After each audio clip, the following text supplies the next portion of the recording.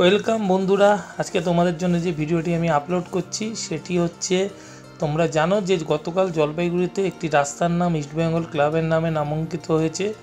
তো সেই রাস্তা যেটি তৈরি হয়েছে জলপাইগুড়িতে, সেই রাস্তার উপরে ভিডিও, ইস্টবেঙ্গল ক্লাবের যারা উপস্থিত ছিলেন তাদেরকে নিয়ে ভিডিও। তার আগেই বলবো যে আমার চ্যানেলকে অবশ্যই তোমরা বেশি করে লাইক, শেয়ার, কমেন্ট করো আর অবশ্যই সাবস্ক্রাইব করো। তোমরা যত বেশি সাবস্ক্রাইব করবে আমি তত উৎসাহ পাবো ভালো ভিডিও বানানোর জন্য। যারা ফুটবল নিয়ে খবর রাখে বা নাড়াচাড়া করে তারা জানেন যে জলপাইগুড়ি, শিলিগুড়ি এই অঞ্চলগুলি হচ্ছে ইস্টবেঙ্গল সমর্থকদের ঘাঁটি।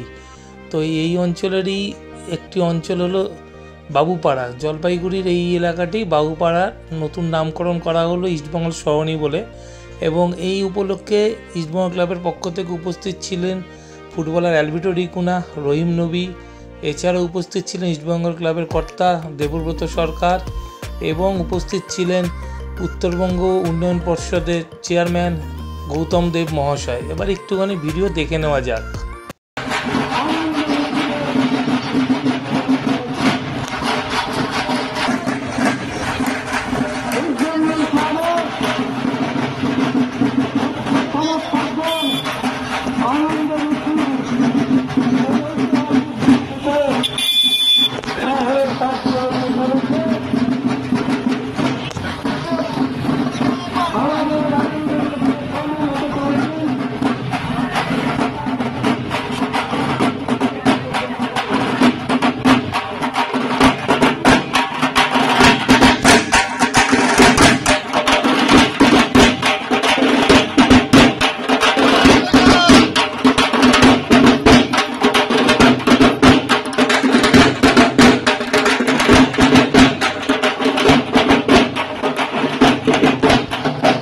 এই ইস্টবেঙ্গল সরণি নামকরণ উপলক্ষে একটি সুবিশাল পদযাত্রা করা হয়েছিল। লাল হলুদ জার্সি পরে ফুটবলার থেকে সাধারণ মানুষ সবাই হেঁটেছিল।